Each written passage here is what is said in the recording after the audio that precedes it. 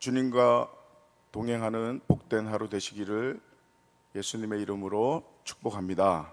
아멘. 주님의 평화가 함께 하시기 바랍니다.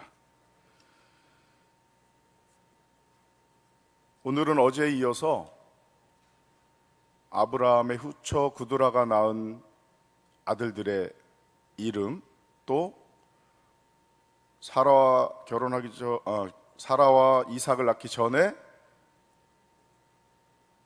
첩으로 하갈을 들여서 이스마엘을 낳고 또 그 아들들, 자녀들에 대해서 나와 있었는데요. 오늘은 이어서 이삭, 아브라함이 100세에 얻은 하나님의 언약의 약속을 이루어갈 이삭의 자손에 대해서, 그 족보에 대해서 이름이 나오면서 이삭이 또 그 자녀를 낳는 그런 장면으로 이어집니다. 언약의 말씀을 붙들고 그 말씀을 이루고자 주님과 동행하는 삶 가운데서 중요한 세 가지를 오늘 말씀을 통해서 살펴보고 함께 기도하고자 합니다. 먼저는 이삭을 어떻게 낳았는지를 다시 한번 우리가 이전의 말씀들을 잠깐 살펴보면서 정리할 필요가 있겠습니다. 창세기 12장, 우리 어제 함께 나눴던 말씀 중에 제가 창세기 12장 말씀을 함께 나눴었는데요. 창세기 12장 1절부터 3절, 하나님께서 아브라함을 부르셨을 때 아브라함의 나이가 75세였습니다. 그때 당연히 아이가 없었고요, 자녀가 없었습니다. 너로 큰 민족을 이루게 하겠다. 내가 지시하는 땅으로 가라. 내가 너에게 복을 주리니 너는 복의 근원이 될 것이다. 그래서 어제 그 복의 근원에 대한 말씀을 나눴습니다. 복의 근원이 될지라, 누군가가 너를 축복하면 그 사람은 그로 인해서 축복을 받을 것이고, 너를 저주하면 저주를 받을 것이다. 너는 열국의 모든 민족에게 너를 통해서 복을 받을 것이다. 우리가 너무나 잘 아는 정말 중요한 구약의 말씀 중에 하나죠. 내가 축복했을 때 그 사람이 축복을 받고, 내가 저주했을 때 그 사람이 저주를 받는 것이 아니라, 그 사람이 나를 축복했을 때, 그 사람이 나를 저주했을 때, 이렇게 따집니다. 어떻게 보면은 앞에 식으로 따지는 게 더 맞는다라고 볼 수가 있는데요, 더 강력하지 않느냐 이렇게 볼 수 있는데, 사실은 뒤에 이야기하는 것이 더 강력한 것이죠. 내가 축복했을 때 그 사람이 축복을 받고, 저주했을 때 저주를 받는 거가 이미 전제가 된 거예요. 그거는 그 사람과의 관계 속에서 더불어 내가 축복할 때에, 어제 민수기 말씀 또 시편 말씀을 함께 더불어 나눴는데요, 그 관계 속에서 서로를 축복하고 서로를 또 격려하고 서로를 세워가는, 결론적으로 하나님의 말씀을 이루어가는 그러한 관계로 나아가야 됨을 그 말씀 안에 포함하고 있다고 우리는 볼 수가 있습니다. 어찌됐든 75세의 부르심을 받아서 이제 나에게 자녀가 생기겠구나, 하나님 형제들처럼, 다른 형제들처럼 우리 가정에도, 사라와 나 사이에도 자녀를 주시겠구나 했는데 바로 주셨나요? 안 주셨잖아요. 우리가 너무나 잘 알지만 25년이 걸린 거예요. 75세에 부르셨는데 100세의 아들을 얻었으니까 25년이라는 세월이 걸렸죠. 아이가 안 생기니까 창세기 15장에 하나님께서 아브라함을 만나 주실 때, 두려워하지 말아라, 나는 너의 방패요 너의 상급이다 이랬을 때 아브라함이 어떻게 반응했냐면, 제게 뭘 해주실 수 있으세요? 뭐 해주실 건데요? 살짝 이미 삐진 것 같아요. 아니, 큰 민족을 이룰 거라고, 복의 근원이 될 거라고 말씀하셨는데 어떻게 아이가 바로 안 생기지? 이런 의문을 갖고 있었을 것입니다. 그랬을 때 주님께서 다시 한번 약속의 말씀을 알려주시죠. 그 전에 아브라함이 뭐라고 이야기했습니까? 내 종, 아마도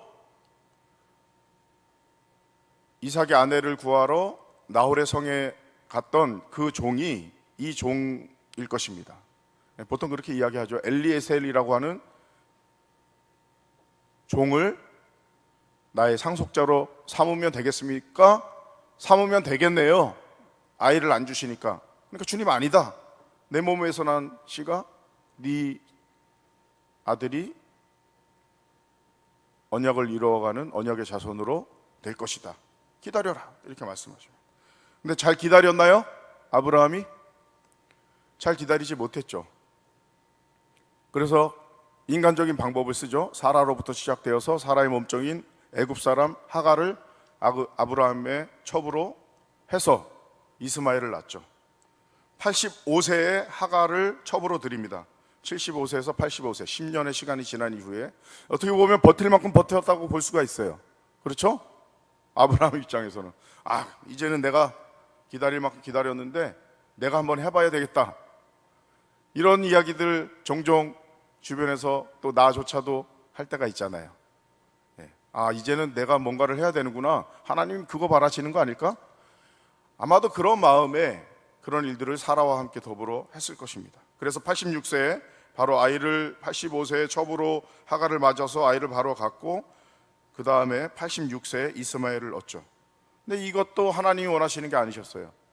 엘리에셀도 아니었지만 이스마엘도 아니었습니다.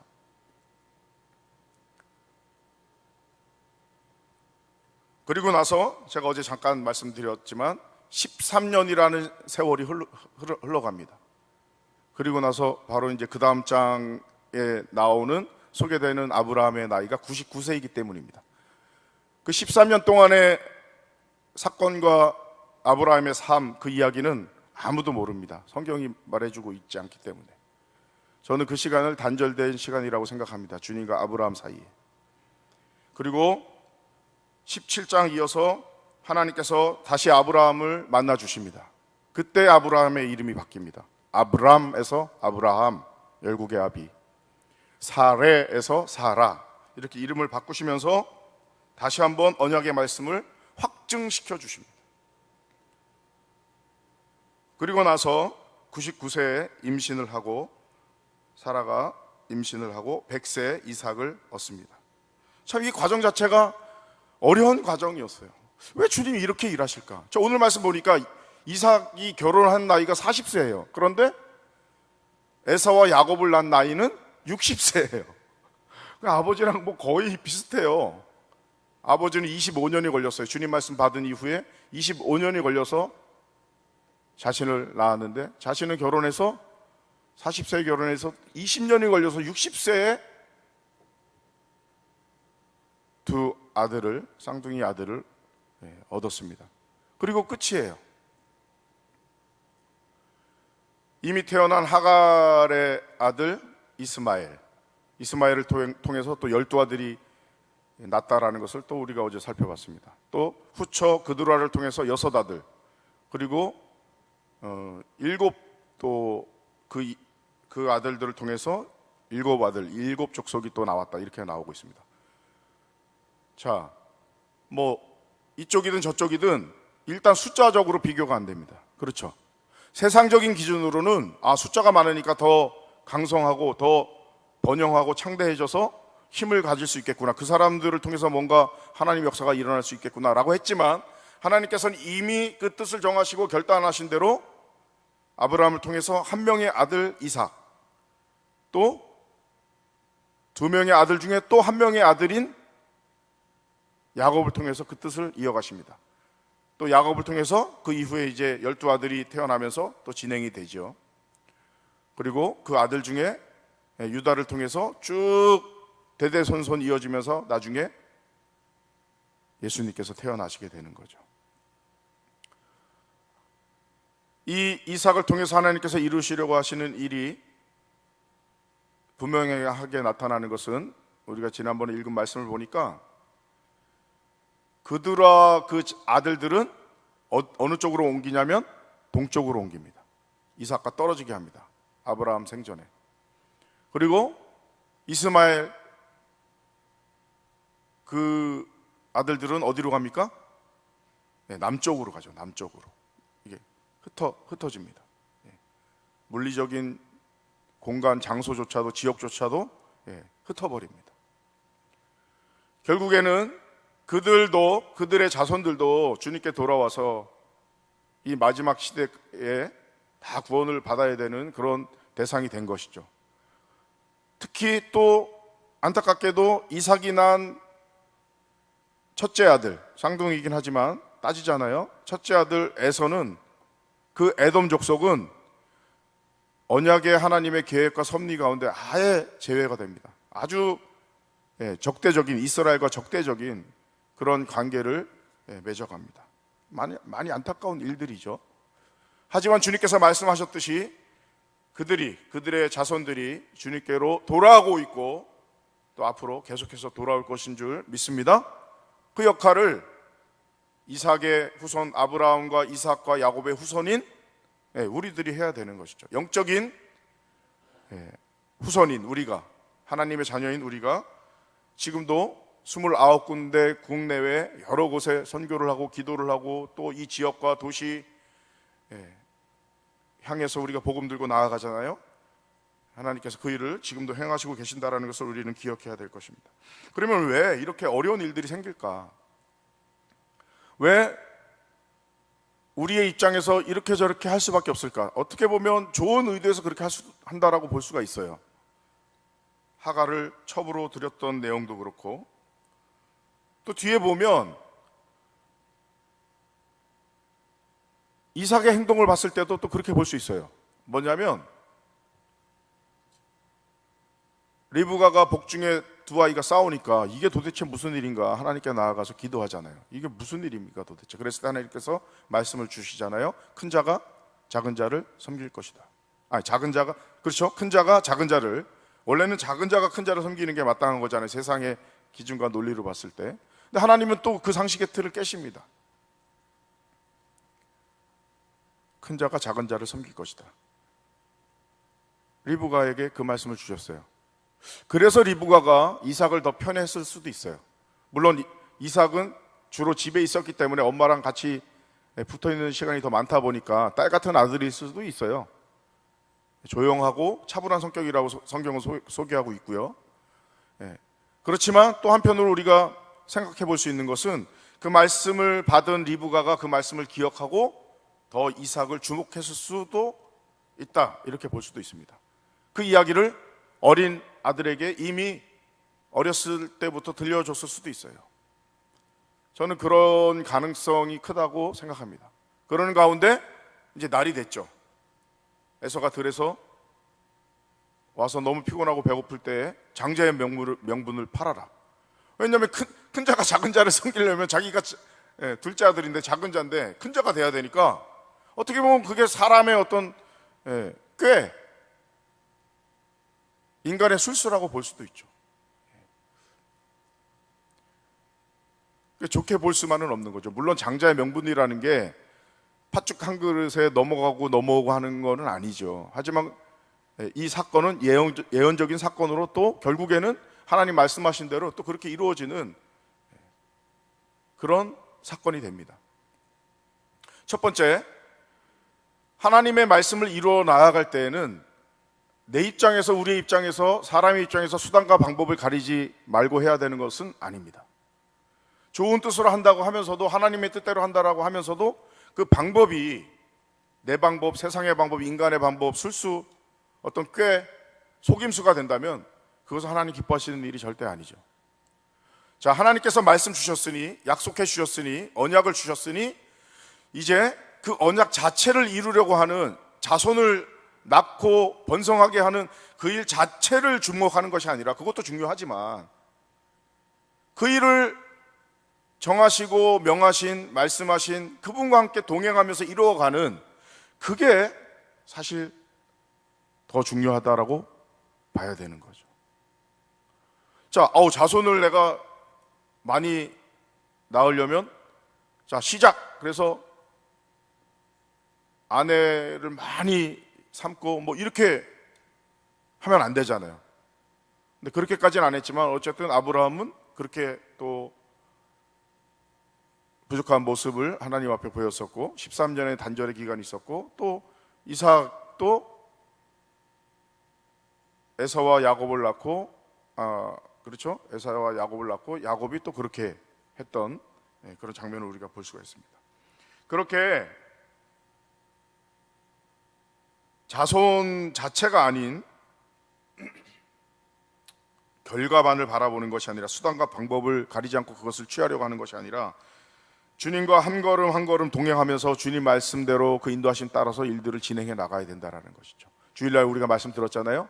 주님께서 기다리라고 하면 기다리고 멈추라고 하면 멈추고 가라 하면 가고 이걸 해라 하면 하고 하지 말아라 하면 하지 말아야 되는데 그게 잘 안 되잖아요. 그게 잘 되기 위해서 우리가 주님의 뜻을 더욱더 알고 그 사랑을 더욱더 알고 기도하며 그 말씀대로 순종하는 그런 삶이 요구되는 것입니다. 그렇게 하기 위해서 우리가 무엇을 해야 되는가? 세 가지가 있어요. 이것만 살펴보겠습니다. 첫 번째는 이해할 수 없는 일이 일어나는 거예요. 아이가 안 생겨요. 아브라함도 그 아들 이삭도. 그리고 하나님께서 태중에 아이를 주셨는데 쌍둥이인데 태중에서 얼마나 싸웠는지 이해가 안 돼요. 하나님 주셨는데 왜 이렇게 싸울까? 그냥 복중에 뛰어노는 것과 싸우는 거는 다르겠죠? 쌍둥이가 있는 가정은 더 잘 아시겠지만 한 아이가 있어도 발로 차고 이러면 엄마 이 배가 밖에서 봤을 때 이렇게 불룩불룩 하잖아요. 그러니까 둘이 얼마나 싸웠길래 그게 고민거리, 걱정거리가 돼서 하나님 앞에 리브가가 나아갔겠습니까? 그렇죠? 이해할 수 없는 일들이 생겨요, 자꾸만. 이렇게 이해할 수 없는 가운데서도 주님의 말씀을 믿고 감사하면서 순종하면서 주님을 따르는 그것이 우리에게 요구된다라는 거죠. 온 마음 다해라고 하는 찬양 중에 2절 가사가 그런 가사가 있어요. 다 이해할 수 없을 때라도 감사하며 주 따르오리라. 이것이 우리에게 요구되는 첫 번째죠. 그 다음에 그렇게 주님을 따르는 과정 가운데 문제들이 생깁니까? 안 생깁니까? 우리 주일날 우리 목사님이 간증을 또 이렇게 들으면서 그런 비슷한 말씀 나눴는데요. 생겨요. 그렇죠? 이삭도 임신이 안 돼요, 아내가. 어떻게 했습니까? 이삭이 기도하죠, 주님께. 그랬을 때 하나님께서 아이를 주십니다. 그것은 바로 그 약속의 말씀이 이루어지기 원하시는 주님 앞에 저도 그 주님의 뜻대로 이루어지기 원합니다 하면서 기도했다라는 거죠. 그랬을 때 주님께서 들으시고 역사하시고 응답하시죠. 태중의 아이가 그렇게 싸울 때 리브가가 어떻게 행동했습니까? 순풍산부인과를 찾아갔습니까? 아니죠. 주님을 찾아갔어요. 주님 앞에 나아가서 주님 이게 어떻게 된 일이에요? 물었을 때, 기도했을 때 주님께서 응답 주시죠. 말씀 주시죠. 그리고 그 말씀대로 이루어 가시죠. 그게 하나님 언약의 말씀을 이루어가는 과정 중에 아주 중요한 포인트가 되고 있습니다. 두 번째는 무엇이냐면 기도해야 되는 거죠. 문제 앞에서 기도해야 되는 거죠. 그리고 마지막 세 번째,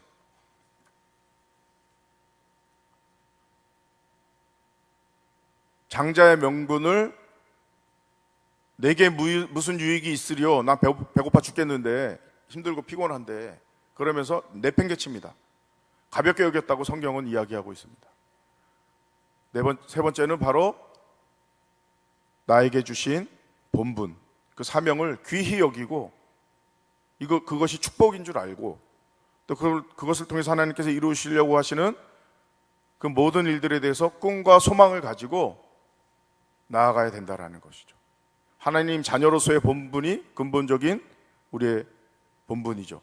내가 하나님의 자녀로서 어떻게 살아가고 있는가? 어떻게 살아갈 것인가? 하나님의 자녀로서 집에서는 또 집에서대로의 본분이 있고 교회에서는 교회에서대로의 본분이 있고 세상에서는 세상에서의 또 본분이 있습니다. 그 맡기신 본분 끝까지 잘 감당할 수 있는 우리가 되어야 되겠습니다. 우리가 하나님의 뜻을 다 할 수 없어요. 하지만 알려주신 것만큼이라도 그 알려주신 것을 우리가 한 가지 한 가지 작은 일부터 우리의 일상의 삶 가운데서 실천해 나간다면, 순종해 나간다면 하나님의 역사는 반드시 우리에게 더 크게 일어날 줄 믿습니다.